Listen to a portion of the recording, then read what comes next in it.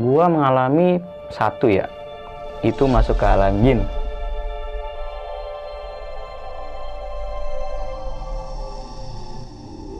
Itu gangguan yang gue lihat udah banyak banget. Gue pagar depan, teman gue satu lagi yang bisa itu di pagar belakang. Jadi dalam arti biar nggak ada yang bisa nyomot nih teman-teman gue. Diputerin masih di situ dan ada suatu perjanjian sama makhluk sana sih. Gue buat perjanjian.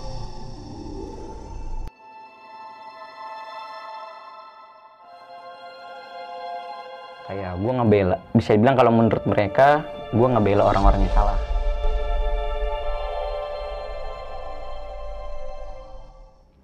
Assalamualaikum warahmatullahi wabarakatuh. Balik lagi di Besok Pagi. Kali ini bareng gue Bang Mange, pria gemoy tanpa bahan pengawet. Sebelumnya gue sangat berterima kasih banyak buat teman-teman semua yang udah mensupport, menonton dan mendengarkan Besok Pagi hingga sampai saat ini. Semoga teman-teman semua selalu diberi kesehatan oleh Tuhan Yang Maha Esa. Dan di segmen kali ini gue masih mendatangkan narasumber. Dan narasumber gue kali ini adalah teman gue nih, atau pendaki dekatlah dari Basecamp Besok Pagi. Yuk langsung aja kita sapa narasumber gue pada malam kali ini. Selamat malam nih Bang Agoy. Assalamualaikum Bang. Waalaikumsalam warahmatullahi wabarakatuh. Perkenalkan, nama saya Abdul Irokromo, bisa dipanggil Agoy. Oke. Salam rahayu, rahayu, rahayu. Nah Goy, kesibukan lagi apa nih? Sibukan ya biasa Bang. Sekarang kan lagi PPKM nih, dikeluarkan dari kerjaan kan. Oke. Sekarang ngojek aja, nyantai. Ojek ya. Biasa Bang. Satu perguruan berarti.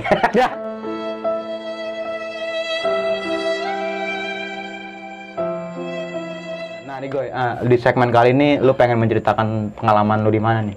Gue pengen ceritain pengalaman gue di Gunung Sindoro.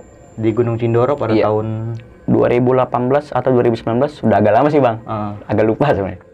Nah, simak video ini sampai habis nih teman-teman semua. Karena Agoy ini akan menceritakan sebab dan akibat kenapa dia dan rombongannya bisa diteror oleh makhluk yang kasat mata seperti itu. Jangan lupa di subscribe Besok Pagi, like, comment, and share. Jangan lupa juga nyalin loncengnya nih, agar teman-teman semua nggak ketinggalan video terbaru dari Besok Pagi. Mau nggak mau, suka nggak suka, bahwa hal gaib itu ada di sekitar kita. Tanpa berlama-lama lagi, langsung aja kita masuk ke ceritanya.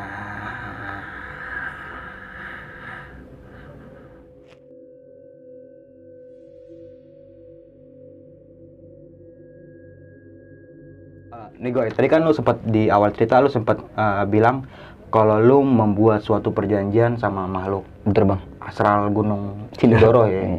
Dan sampai sekarang lu belum naik sana lagi ya? Belum Bang. Oke, itu gimana sih, bisa diceritain nggak sih dari awal sampai hingga kejadian kayak lu membuat perjanjian kayak gitu Goy? Oke sih Bang. Silakan.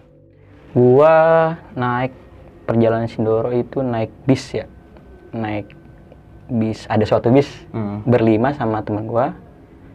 2 wanita, dan teman gue yang cewek ini ternyata bawa teman dari Cipondo. Jadi naik bertujuh kan Bang. Tapi gue yang 5 orang ini naik dari Bak Bulus dan dia dari Cipondo. Itu sedikit ada problem lah. Janji sama PO bisnya itu jam 6. Gue jam 6 itu udah standby di situ sampai sekitar jam 10. Dan teman-teman gue yang dari Cipondo itu udah jalan duluan. Lalu gue nyampe di terminal Mendolo ya. Itu sekitar jam 3 sore Bang. Itu udah lumayan kacau sih. Seharusnya kan nyampe itu subuh ya. Ini nyampe sore. Terus hujan juga. Akhirnya kita nyampe di terminal Mendolo itu jam 3. Ketemulah jadi bertujuh orang. Kita naik mobil charteran sampai Basecamp Kledung. Soalnya gue naik lewat Kledung. Kita nyampe situ sekitar jam setengah 5-an. Itu kondisi hujan. Dan yang kaget ya, ini satu teman wanita gue ini mens di situ. Di situ mens, kita akhirnya bilang lah sama pihak Basecamp. Kita ngomong sama pihak Basecamp kalau ada satu wanita teman kita yang mens. Pihak Basecamp itu kaget. Gunung Sindoro nggak boleh mens. Itu kata pihak Basecamp. Boleh naik asal nyampe pos 3. Mentok situ, ke atas lagi tuh nggak boleh. Akhirnya kita berangkat itu sekitar setengah 6 sore. Oh berarti lu melakukan trekking malam nih? Iya, trekking malam bener. Oke. Setengah 6 sore, tapi kita nggak naik ojek yo. Ya kalau kata anak-anak sih pengen tahu jalurnya dulu ibaratnya. Akhirnya kita jalan sekitar 7 orang pakai ponco itu, hujan-hujan. Kita baca doa, kita jalan sampai sekitar pengen maghrib itu baru nyampe. Sebelum itu kan ada kayak semak-semak kanan kiri sebelum bacaan Plang Gunung Sindoro. Di situ kita sempat break maghrib. Akhirnya teman gue yang main sini nggak kuat bawa carrier. Akhirnya mau nggak mau kan gue tandem carrier, gue double carrier. Udah masuk maghrib, udah agak malam tuh. Baru nyampe Plang Gunung Sindoro, itu udah ada sempet gangguan bang. Itu kanan kiri itu udah kayak orang lari lah, bisa bilang lari seresak gitu bang, kanan kiri itu. Akhirnya situ gue mutusin ya, kita selawatan bareng-bareng aja. Gue selawatan, itu makin kenceng bang, kayak ibarat kayak mereka terganggu. Yaudah, akhirnya gue sudahi. Juga yang gue kaget juga, itu pertama kali gue nge-trek malam. Udah gitu, perjanjian gue sama temen gue itu sweeper, bukan yang bawa rombongan. Karena nggak ada yang berani bawa rombongan, mau nggak mau kan, ya terpaksa gue bang, gue yang bawa rombongan. Baru nyampe Plang Gunung Sindoro, di situ gue ngeliat ada satu sosok itu duduk bang di Plang Sindoro gitu. Soalnya kan mata gue ini ya sedikit-sedikit bisa ngeliat lah. IndiHome ya? Wah, IndiHome. Akhirnya gue nge-trek bang, nyampe itu pos 1,5 tuh, yang pos ojek kalau nggak salah sih. Kita situ istirahat, kita makan gorengan dulu. Nah, yang cewek men sini temen gue, dia ngeliat dari, kan ada bapak penjual di warung itu baru banget dari atas ngambil kayu. Dia bilang, lah, bapak baru turun, dia bilang. Lain itu siapa? Lah saya aja baru turun. Nah, kalau itu pemandangan yang gue lihat itu bang, itu kayak siluman sih kalau menurut gue. Siluman babi. Itu lidahnya itu panjang berapa meter, badannya berotot. Tapi palanya itu muter. Ini muter-muter bang. Maaf. Palanya itu muter. Terus gue bilang sama teman gue kan, gue juga bawa satu orang, teman gue sedikit bisa lah. Udah nggak usah di iniin. Halu kali lu. Akhirnya kita jalan tuh. Kita jalan. Dan ada satu teman gue, bestie gue lah ibaratnya, yang kemana-mana naik sama gue. Yang kemana-mana dia kayak kuat lah. Di Gunung Sindoro itu kayak lemes banget bang. Dia minta istirahat terus. Di situ teman gue minta istirahat. Akhirnya gue jabani, gue aus banget, gue emang lapar. Akhirnya buka snack, ciki. Tapi yang gue lihat nih ya, itu kanan kiri itu banyak kayak tangan yang kayak mau ngambil gitu. Tangan kayak banyak. Makanya kan terus gue bilang ke teman-teman gue, kalau mau istirahat di atas aja, jangan di sini. Gue nggak bisa nyeritain pas itu di teman-teman gue, soalnya kan yang gue lihat ya gue rasain. Akhirnya teman-teman gue menyetujui gue itu di atas. Dan satu teman gue yang cewek ini kan ada 2 cewek, yang satu men, yang satu enggak. Itu muntah-muntah terus bang. Kayak kalau yang gue lihat sendiri ya, itu dia kayak pengen kemasukan. Terus akhirnya kita istirahat di atas yang tadi kita itu, gue nggak tahu itu di pos berapa. Habis istirahat kita kelar, kita jalan lagi. Mau nggak mau itu depan belakang pagar bang. Soalnya emang menurut gue ya, itu gangguan yang gue lihat udah banyak banget. Gue pagar depan, teman gue satu lagi yang bisa itu di pagar belakang. Jadi dalam arti biar nggak ada yang bisa nyomot nih teman-teman gue. Takutnya ada yang comot, takutnya kan. Gue pagar depan belakang. Nyampe lah di pos 2. Karena gue istirahat di pos 2, ketemulah ada satu rombongan, dia suami istri. Itu dari Solo. Akhirnya masuk ke rombongan gue jadi bersembilan. Jadi berarti kita nge-trek bareng-bareng lah. Kita menuju pos 3. Nah di sini bang gangguannya terparah kalau menurut gua. Oh iya bang, gue lupa. Di pertengahan pos 2 ini kan gue lagi bawa rombongan tuh. Kan kalau kita mendaki malam itu kan nggak mungkin kayak headlamp atau senter ngeliat ke depan gini kan. Otomatis kan kita pijakan itu ke bawah. Di situ gue ngeliat ada satu nenek-nenek itu kayak nyeker bang. Kaki tuh tapi pucat banget, pucat kayak mayat. Gue lihat kaki pucat, lama-lama headline gue naikin ke atas gini. Itu gue kaget. Nenek-nenek pipinya itu mengkerut, bener-bener mengkerut. Dia tangan itu cuma ke belakang gini. Gue langsung balik badan, astagfirullahaladzim. Astagfirullah. Tapi di situ teman-teman gue langsung berhenti, nggak ada yang nanya gue kenapa. Gue cuma bilang, Pel, gantian bawa depan. Nah, yang teman gue yang dijaga belakang ini, yang sweeper, dia minta izin sama nenek itu. Itu sebenarnya diperingatin, Bang. Emang dikasih pesan suruh turun. Sekarang itu juga. Tapi kan gue nggak bisa turun karena ya anak-anak pada cuti, pada yang ada yang libur ya kan. Terus belum lagi ngumpulin duit ya kan. Ke gunung impian-impiannya kan. Mau nggak mau ya lanjut. Akhirnya gue lanjut situ, teman gue yang bawa, nyampe lah pos 2 itu. Bareng sama yang orang Solo yang suami istri itu. Jadi kita jadi bersembilan. Bersembilan kita menuju pos 3, teman gue yang bawa. Gue otomatis gue di tengah pas pergantian yang ketemu nenek itu. Gue di tengah, kita jalan nih. Kan di Gunung Sindoro pas pos 2 ke pos 3 itu kan kayak ada landainya dikit. Jalan landai, tapi temen gue pada bilang, awas jurang kecil di kanan. Bisa dilewatnya cuma 1 orang. Lewat jurang kanan 1, gue hitungin. Terus ngelewatin yang pohon rintangan itu.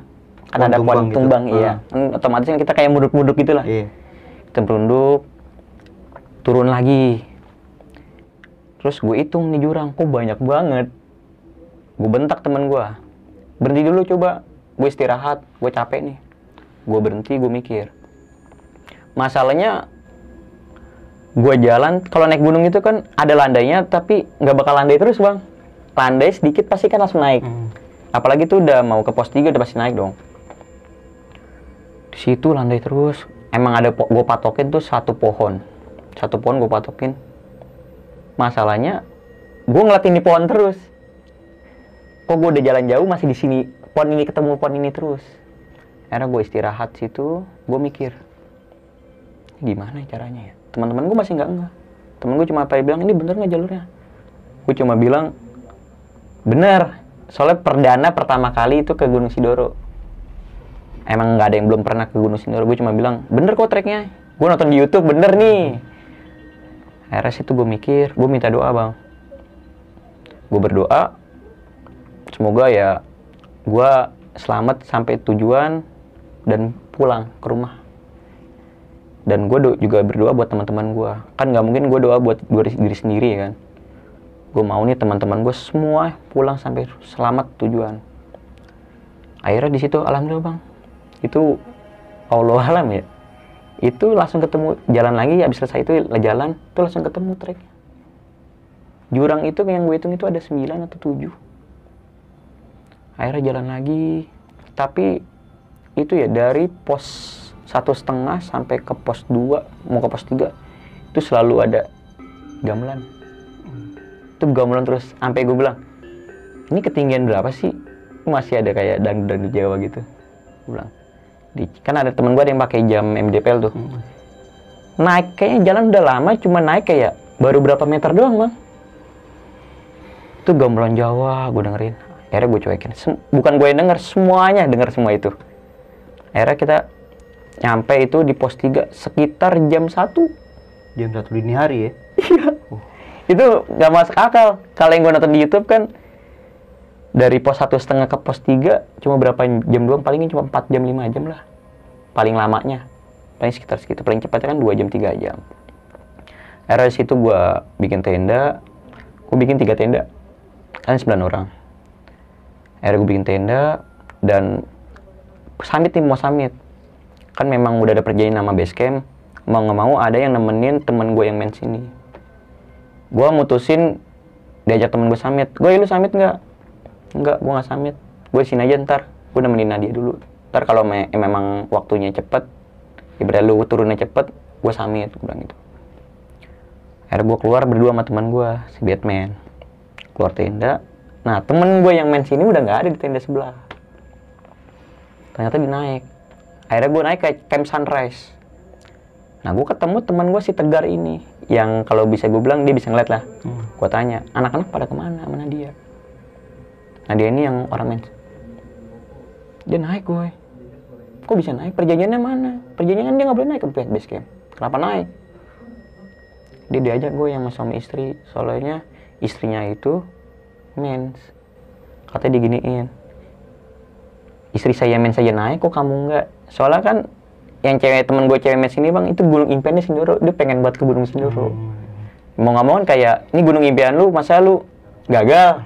Mau nggak mau kan pasti ngikut juga. Akhirnya ngikut. Gue nungguin akhir bertiga tuh. Itu dari jam 7. Gue nungguin jam 7 di Camp Sunrise. Gue bete kan. Sampai siang belum turun juga. Sampai sekitar jam 2 belum turun. Akhirnya gue beli gorengan di pos 3 tuh, yang Mbah Kuat, yang jaga Mbah Kuat kalau nggak salah. Gue nanya jam 3. Mbah, nuhun sewu. Koncoku iki samit tapi belum pulang-pulang yo. Kenapa mas? Akhirnya gue diajak ngobrol berdua tuh. Gue ditarik sama Mbah Kuat. Memang temennya ngapa? Kenapa? Temanku iki mens, Mbah. Kaget dia. Mas tahu nggak di Gunung Sindoro ini? Kenapa mas? Kenapa Mbah? Dia bilang gitu.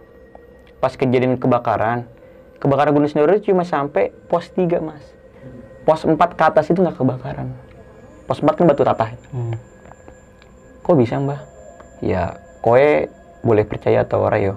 Pos 4 ke atas itu udah masuk kerajaan mas. Dia bilang itu bang. Gue situ sempat shock kan.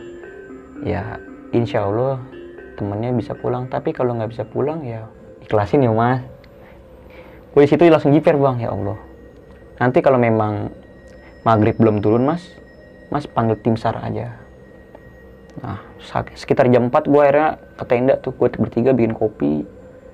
Si Batman sama si Tegar gue ngobrol. Ini mau nggak mau ada yang turun ke bawah. Siapa yang mau turun? Gue bilang. Teman-teman gue pada nggak mau. Gue di sini aja. Ya mau nggak mau ada temenin gue kalau nggak ada berani. Akhirnya si Batman mau nemenin gue bang. Gue mikir ya Allah, ini kalau memang hilang ya, wah kebangetan bener-bener trauma lah, bikin trauma gue. Akhirnya sekitar jam 5 gue seneng bang. Satu persatu tuh pada turun. Satu orang. Akhirnya turun, gue seneng gak? Alhamdulillah teman-teman gue pada turun. Gue tanya kenapa? Nggak apa-apa. Akhirnya ya udah, akhirnya turun. Nah yang Tegar bilang sama gue, Goy, bisa nggak kita turunnya besok aja, jangan sekarang. Emang apa? Kita aja kemarin malam aja tuh diganggu. Apalagi sekarang gue malam lagi. Masa kemarin naik malam, turun malam juga. Yang kita kan perjanjiannya itu kan hari ini turun dong. Kalau nggak turun takutnya kita dicari. Masalahnya kan kita belum turun nih. Iya juga ya gue ya. Yang mau turun. Akhirnya yaudah deh bismillah. Gue lagi bang yang bawa itu rombongan. Gak ada yang berani soalnya bawa. Gue bawa dari pos 3. Turun tuh. Pas turun itu gue nggak ngelewat jalur yang semalam gue lewatin. Soalnya jalur yang semalam gue lewatin pas abis gue nyasar itu, gue kayak merangkak bang jalurnya. Bener, jujur aja gue merangkak. Pas turun tuh gue nggak lewat jalur situ. Sampai temen gue bilang, jalurnya beda ya? Apa gimana?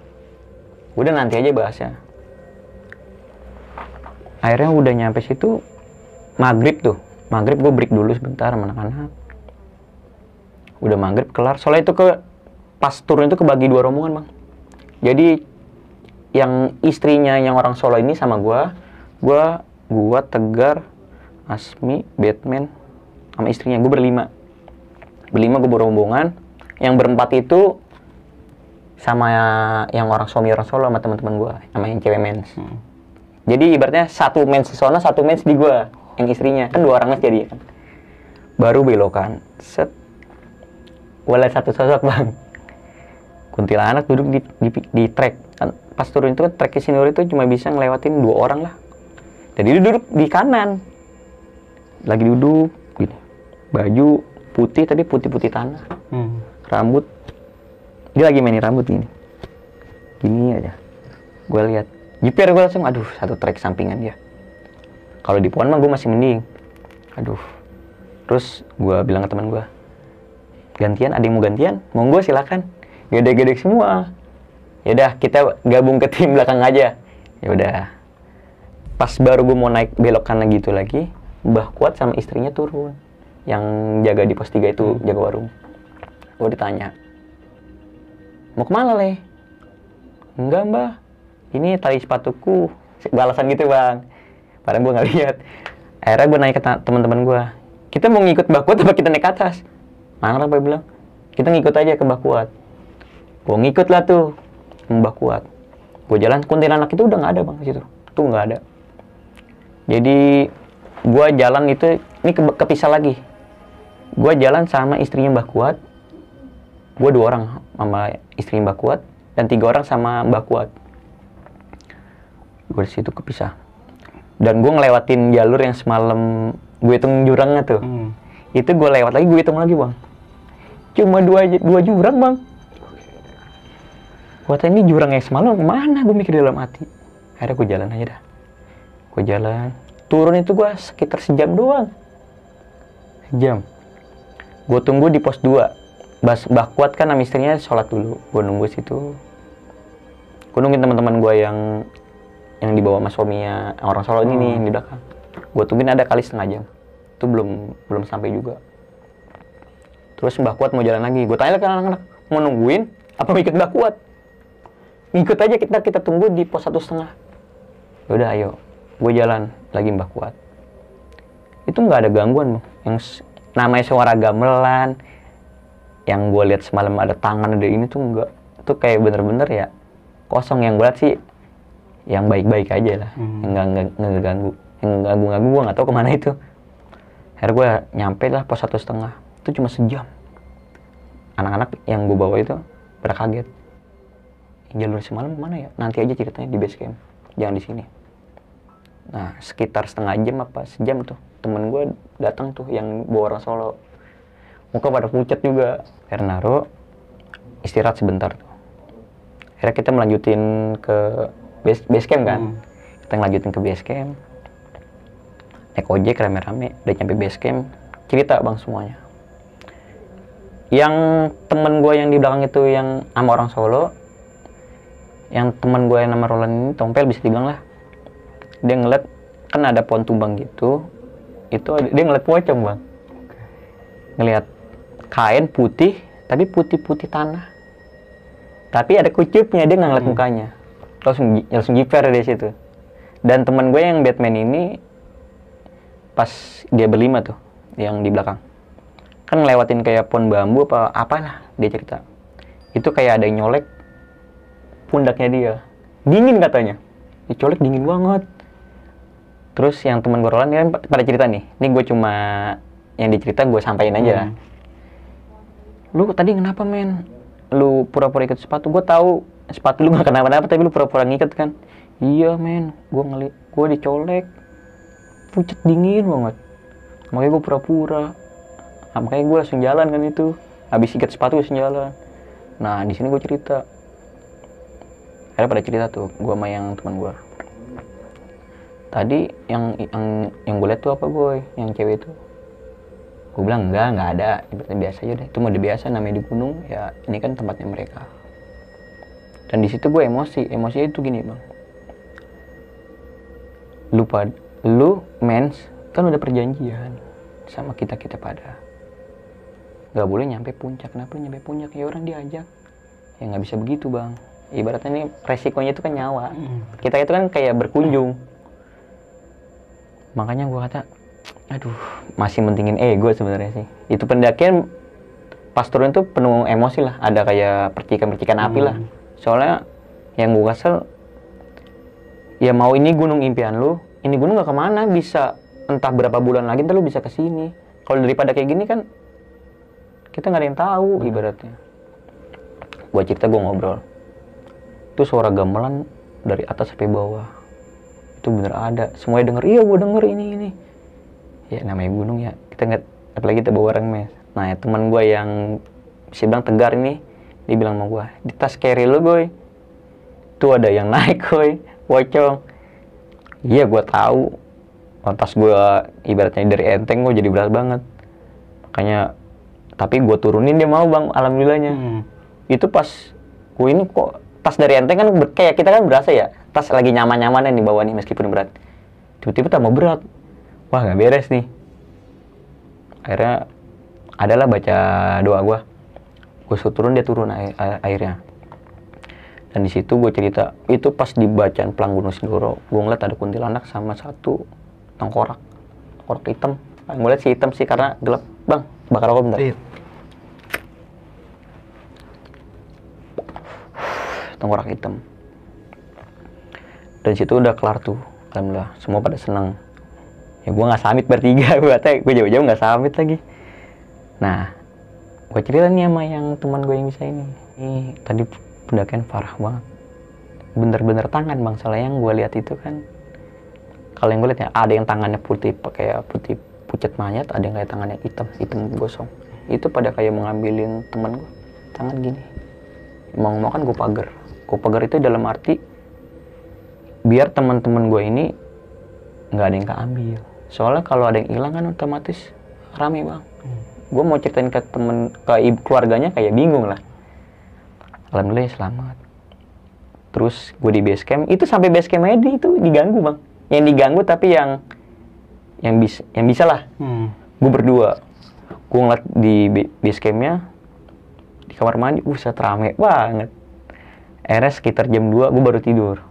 Gue mau tidur, anak-anak semua pendaki udah pada tidur, sama temen gue udah pada tidur. Yang belum tidur gue masih tegar. Gue mau tidur, gue udah pakai SB-an. Itu yang gue liat di base camp Kledung ya, itu ada yang merangkak-merangkak. Itu merangkak-merangkak. Wah, nggak beres nih. Masalahnya udah nyampe base camp, kenapa gue masih diganggu? Sampai teman gue si Tegar itu gue senggol. Bangun lu. Dia pura-pura tidur, gue tahu dia ngerasain apa yang gue rasain. Gue kata, aduh, gimana nih? Mau nggak mau, gue meremin bang, meremin. Akhirnya tidur juga. Pas pulang di bis, dia cerita, iya gue ngeliat rame banget. Itu udah kayak pengen disidang bang, jatuhnya. Gue kata, dan di situ kan gue ada satu perjanjian sama makhluk sana. Gue diginiin, kenapa kamu nyelamatin orang-orang yang salah? Dalam arti salah itu satu. Ada sih satu teman gue, omongannya itu yang di Jakarta ibaratnya dibawa, di kota dibawa ke gunung bang. Mana pocong nih ibaratnya. Di situ, waduh, ini nggak bisa. Bisa dibilang kan kalau para pendaki gitu kan bahkan pada hilang karena jujur bang, kalau yang gue tahu ya itu karena ada kesalahan. Nggak mungkin mereka itu sebenarnya baik, ada yang baik, memang ada yang jahat. Tapi kalau memang keteledoran atau kesalahannya dia, otomatis ya kan banyak pendaki-pendaki hilangan atas kesombongannya dia atau atas apalah. Buat satu perjanjian kan sama makhluk di sana. Gue ditegur, ditanya, gue mediumisasi lah. Kenapa kalian membela orang yang salah? Gue tanya, memang salahnya di mana? Gue dijelasin. Satu, omongan teman kamu ada yang melantur. Ibaratnya itu samanya menantang kami. Kedua, teman kamu mens. Soalnya kan gini bang, darah itu kan memang kesukaan mereka.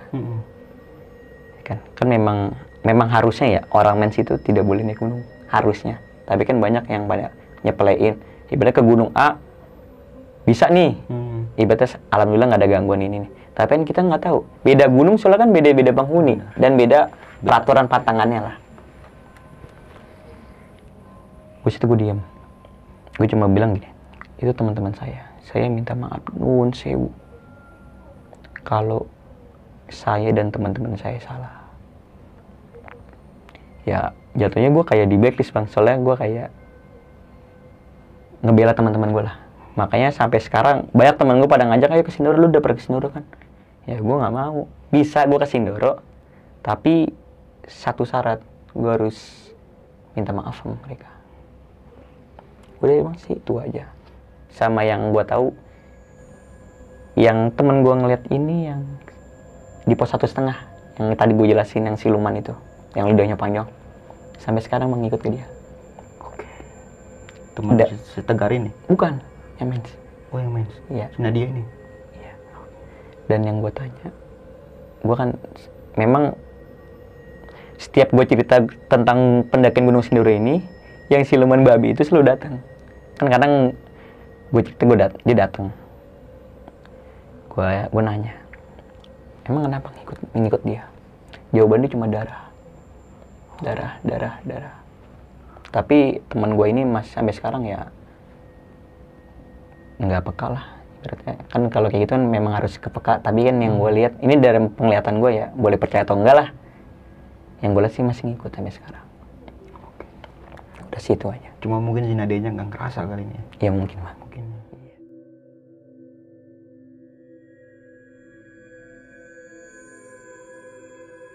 Oke nih Goy, gokil banget sih nih cerita pengalaman pendakian lu di Gunung Sindoro nih pada tahun 2018. Dan sampai sekarang lu belum kesana lagi nih ya? Belum. Mungkin masih kayak agak-agak jaga-jaga. Pengen sih Bang, soalnya belum ke puncaknya. Oh iya, tapi saat itu kan lu bertiga nggak ke puncak. Nggak puncak. Lu nge-backup yang lain supaya nggak ke puncak, malah iya. Lu backup ini. Nah puncak, makanya, ya. Soalnya kan kalau kayak gangguan itu yang diserang itu yang peka. Iya benar. Yang nggak peka mah ya mungkin cuma kayak dengar suara gini. Nah efek yang terparahnya itu kan entah yang dia bisa ngeliat atau yang dia yang peka, itu pasti. Soalnya gangguan ya memang kesalahan satu semua kena. Nggak mungkin orang itu salah cuma dia doang. Pasti kan semua kayak ngerasa.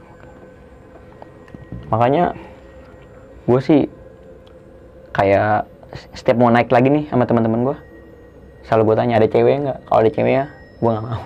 Takutnya mens Bang.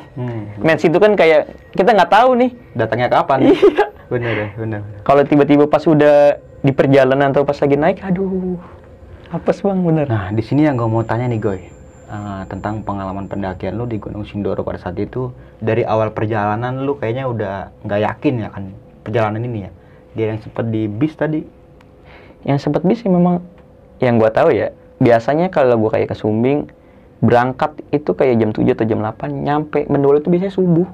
Ya kan? Saat itu lu sampai jam 3 sore. Jam 3 sore ya? Kalau yang berhasil memang kayak ditolak lah, kayak udah gangguan kayak jangan berangkat lah. Dan kayak ditahan-tahan lah gitu. Betul. Tapi lu dan rombongan lu tetap kekeh nih. Iya Bang. Karena lu udah tadi sempat lu bilang lu udah ngajuin cuti kan, banyak teman-teman Iya, yang bener. cuti yang libur ya. Betul. Dan sayang banget kalau nggak bisa sampai puncak sih. Betul Bang. Nah di sini akhirnya lu memutuskan buat trek malam itu juga nih. Betul Bang. Malam Lu sampai hujan base camp lagi. Jam 3, jam setengah 5 ya lu sampai base camp ya. Iya, nge-trek itu jam 5-an. Jam 5-an dan hujan nih. Iya. Dan ada sih satu pesan yang nenek-nenek yang itu. Nah iya nih, gua sempet penasaran sama yang Dia tadi kan lu sempet ngepagerin ya, istilah Iya, kata lu ya, bener. kepagerin ya. Dan yang di depan lu sama temen lu yang di belakang. Iya betul. Dan lu sama temen lu ini bisa dibilang bisa lah ya. Iya Bang. Atau gimana ya Sedikit lah. sebutnya ya? Diberi kelebihan lah ya. Betul. Bisa melihat dan merasakan makhluk kayak gitu nih. Dan selalu membager kayak gitu, itu sempat nenek-nenek itu berpesan kayak gimana? Satu pesan dia kan, gua hari itu harusnya turun. Dan dia pesan ke gua, kalau naik gunung itu jaga omongan lisan sama hati yang bersih.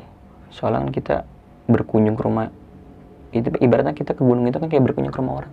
Kayak ibarat gini Bang, gue berkunjung ke rumah lu Bang, tujuan gue nggak ibaratnya gue nggak sopan, lu marah nggak Bang? Pasti marah. Itu sama Bang kayak mereka. Betul. Kan kalau yang gue tahu gunung itu tuh suci, bukan kayak gunung buat buat kayak healing atau kayak buat main traveling atau main-main. Instastory gitu. Ya, betul Bang. Banyak kan anak zaman sekarang kan Instastory. Soalnya kan naik gunung itu memang harus punya pemanasan lah. Lu harus tahu ibaratnya buat survive atau buat atau apa-apa lah. Minimal buat basic lah. Betul Bang. Peralatan harus lengkap lah. Benar. Betul. Cuma itu sih pesan dia. Dan baru lu memasuki Pelanggapura, selamat datang pendakian Gunung Sindoro ya. Betul. Lu udah disapa atau disambut sama makhluk yang tadi lu bilang nih. Iya Bang. Tengkorak hitam Tengkorak sama kuntilanak nih. Ya, itu duduk Bang. Duduk sama yang gue bingung itu. Sampai sekarang sih gue belum tahu ya. Itu kan sebelum sampai Pelang Selamat Datang Gunung Sindoro itu kan ada di semak-semak kanan kiri. Itu sampai sekarang belum tahu. Itu penyebab yang kayak orang lari itu siapa. Tapi yang kalau ya ini yang gue lihat soalnya itu nggak ada, kayak kosong, cuma kayak ada orang lari. Cuma yang gue lihat kayak di YouTube atau entah tentang Gunung Sindoro, katanya sih ya, ini kata Google lah, ibaratnya gue ngeliat di Google gitu lah, katanya kayak masih ada kayak kurcaci gitu. Oh, manusia kerdil lah ya. Iya, itu kalau yang gue tahu. Tapi yang gue lihat pas saat itu nggak ada. juga semak-semak itu kan juga lumayan tinggi. Itu gue liat kosong sih bener. Dan lu ngelihat makhluk siluman babi nih.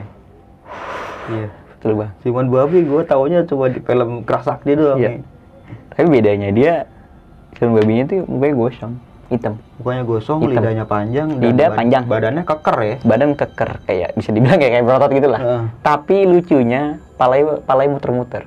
Palanya muter, maksudnya muter ke belakang kayak burung buak gitu apa gimana? Kayak muter-muter gitu bang. Muter-muter Pala lucu gitu? Iya. Oke. Ya bisa dibilang serem tapi lucu lah gitu. Dia nggak puyeng muter-muter gitu Iya. ya? Siluman babi loh. Gue kadang-kadang sih, kadang ya gue cerita dia dateng. Ibaratnya seru juga sih kayak ngeledekin dia ibaratnya. Dan sampai sekarang dia masih ngikut si Nadia nih ya? Masih, kalau yang gue lihat sih masih bang. Masih. Dan kalau istilahnya, kalau gue cerita nih tentang Gunung Sinur ini, sudah pasti datang. Dia? Iya, dari tadi udah ada di sini. Nah, di sini kita kelas break setelah lu sampai area camp lu nih, pos 3. Iya bang. Itu sekitar jam 1 Jam 1 atau setengah 2 lah. malam nih. Betul. Lu langsung buka tenda dan istirahat. Lu sempat tidur nggak sih? Istirahat tidur. Tidur? Tapi yang tegar ini kan subuh itu gue nggak keluar. Dia subuh keluar sempat kayak ngerokok ngeliat cuaca apa ngeliat pemandangan lah. Katanya sih gambaran masih ada. Di subuh itu juga masih, tapi di situ kan gue nggak dengar soalnya gue tidur. Soalnya kan gue sama tegar ini beda tenda. Oke. Dan juga lu si Nadia ini menyepelekan pelanggaran ya, atau pesan lah ya. Iya mungkin lah bang. Jangan Betul. kalau mens nggak usah ngemuncak nih. Betul bang. Sampai pos 3 aja. Betul. Dan akhirnya karena oleh dengar omongan dari orang Solo ini ya, karena istrinya juga mens juga. Iya. Akhirnya dia tetap kekeh dan melanjutkan ke puncak nih. Ya, buat tujuan impiannya. Oke. Soalnya kan yang gue tahu gunung itu nggak kemana bang. Lu masih ada di situ kan bisa. Lu gagal hari ini, entah berapa tahun atau berapa bulan lu bisa datang lagi. Daripada resiko nyawa. Bener bang. Kalau udah hilang gitu kan udah susah ditemuinnya. Nah, itu dia melakukan summit itu jam berapa Pak mereka? 5:30 kalau nggak salah. 5:30 setengah 7 gitu. Dan akhirnya balik lagi Jam 5. jam 5 sore. Lu juga tadi sempat nyariin ya, nyusul ya? Gue nggak nyusul. Gue cuma nanya ke Mbah Kuat. Kan gue sempat mau nyusul. Katanya udah nggak usah. Tunggu di sini aja. Kalau nyampe maghrib teman-teman kamu nggak turun, mau nggak mau kamu manggil tim SAR. Gue suruh manggil tim SAR. Soalnya nggak logis bang. Berangkat jam 7. Jatuh jam 7 lah. Nyampe situ jam 5 itu nggak logis. Orang muncak kan biasanya berangkat jam 7. Paling di atas itu kan moto-moto. Ibaratnya ketawa-tawa atau masak lah. Nyampe paling lambat jam 12. Jam 1 jam 2 lah. Sampai ke tenda lagi ya?